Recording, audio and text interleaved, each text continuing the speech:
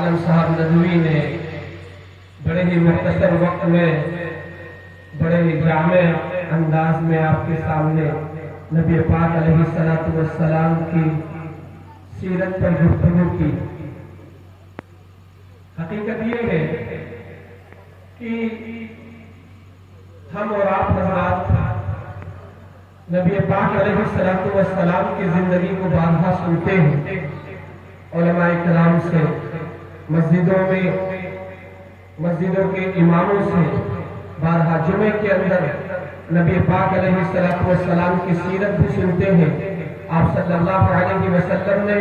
قیامت تک آنے والے مسلمانوں کو کیا پیغام دیا،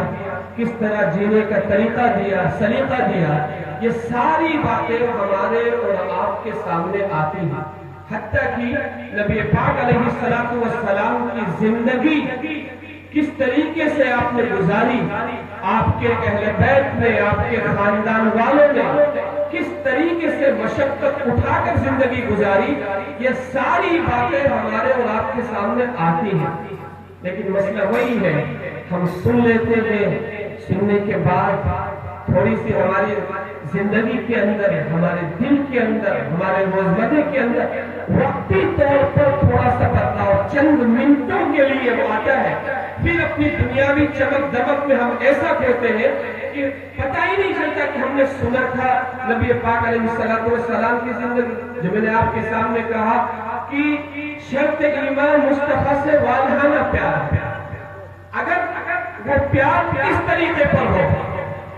کہ آپ اس پیار کو پیروی میں بدل دیں، نبی پاک علیہ السلام کے پیغامات جو آپ سن رہے ہیں ان کو آپ اپنی زندگی میں برتنے لگے، نبی پاک علیہ السلام کی زندگی کو جو آپ نے سنا ہے اپنے اہل خانے کے اندر وہ برتنے لگے، اپنی ماں اور بہنوں کے درمیان اس چیز کو رائج کریں۔ آپ کے اخلاق کیسے تھے، خاندان کے اندر آپ کا برتاؤ کیسا تھا،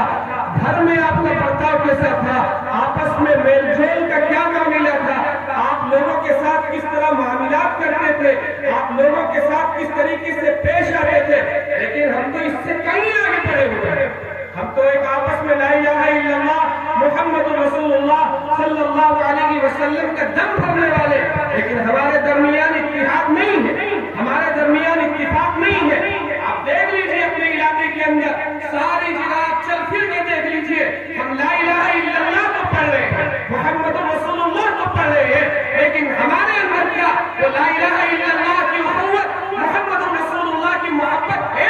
کیا ہمارے اندر اتحاد ہے؟ کیا ہمارے اندر اتفاق ہے؟ کیا ہمارے اندر آپس میں میل جول ہے جو نبی پاک علیہ السلام نے اپنے صحابہ کے اندر پیدا کیا تھا؟ انصار اور مہاجرین کے اندر جو محبت لا الہ الا اللہ کی بنیاد پر قائم کی تھی، کیا اس گاؤں کے اندر سینکڑوں گھر مسلمانوں کے ہیں، کیا وہ آپس میں ملے ہوئے ہیں؟ کیا ان کے درمیان مسلکی اختلاف نہیں ہے؟ کیا ان کے درمیان سیاسی اختلاف نہیں ہے؟ کیا ان کے درمیان اور عصبیت نہیں ہے؟ اگر ہے تو یہ پیغام کیسا ہے اور کہاں آپ نے نبی پاک علیہ السلام کا پیغام لیا اور اس پر عمل کرنے کا عزم کیا؟ میرے بھائیوں، مقررین آئیں گے، خطاب کریں گے، آپ کے سامنے نبی پاک علیہ السلام کی زندگی رکھیں گے۔ آج تو ہم بڑے عیش و آرام سے زندگی گزار رہے ہیں، آج ہمارے گھر میں وافر مقدار میں آشائش موجود ہے، بہترین بیڈ ہے، بہترین گدے ہیں اور ایسی کولر ساری چیزیں موجود ہیں۔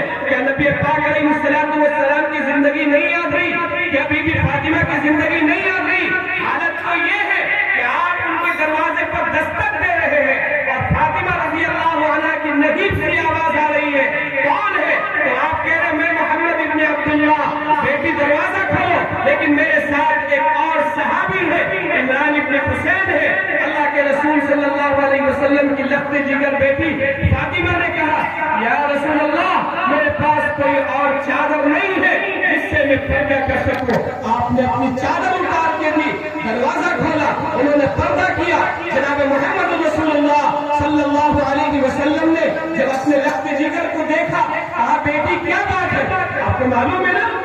باپ کا کلیجہ چھلنی ہو جاتا ہے جب بیٹی کو اپنی سسرال کے اندر روتے ہوئے دیکھے، حضرت بی بی فاطمہ کی آنکھ میں آنسو ہے، کیا یا رسول اللہ صلی اللہ علیہ وسلم بھوک لگی ہے تو روٹی کوئی نہیں ہے، بیمار ہو دوا کوئی نہیں ہے، نبی پاک علیہ السلام کے سینے پہ سر رکھ کے حضرت بی بی فاطمہ کی آنکھوں میں آنسو ہے، اور نبی پاک علیہ السلام نے اپنی لگتے جگر کو اپنے سینے سے لگایا اور اس کے سر پر اپنی ٹھڈی رکھی اور کہا بیٹی فاطمہ تیرا یہ باپ ہے، 3 دن سے پیٹ میں ایک لقمہ نہیں گیا، ہم اس نبی کو ماننے والے ہیں، اس نبی کی زندگی کو فالو کرنے والے ہیں، لیکن ہماری زندگی کیسی گزر رہی؟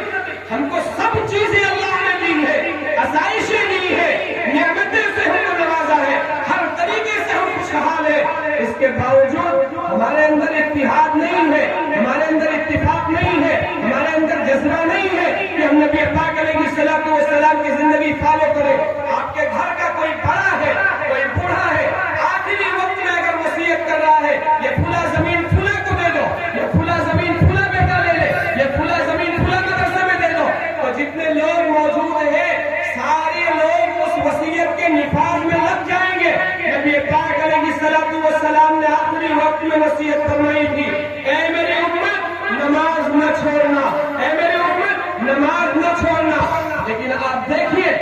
98% مسلمان جو لا الہ الا اللہ پڑھنے والا ہے، جو محمد رسول اللہ پڑھنے والا ہے، جو اس کلمے کا دم بھرنے والا ہے، عاشق رسول کہنے والا ہے، نبی کی سب سے پسندیدہ عبادت کو کس طریقے سے ترک کر رہا ہے، جس کے بارے میں رسول اللہ نے فرمایا من ترک الصلاۃ متعمدا فقد کفر، آپ نے فرمایا۔ اب نماز ایسی عبادت ہے جس کے لیے کوئی کنڈیشن مقرر نہیں کی گئی ہے، روزہ ہے آپ بیمار ہیں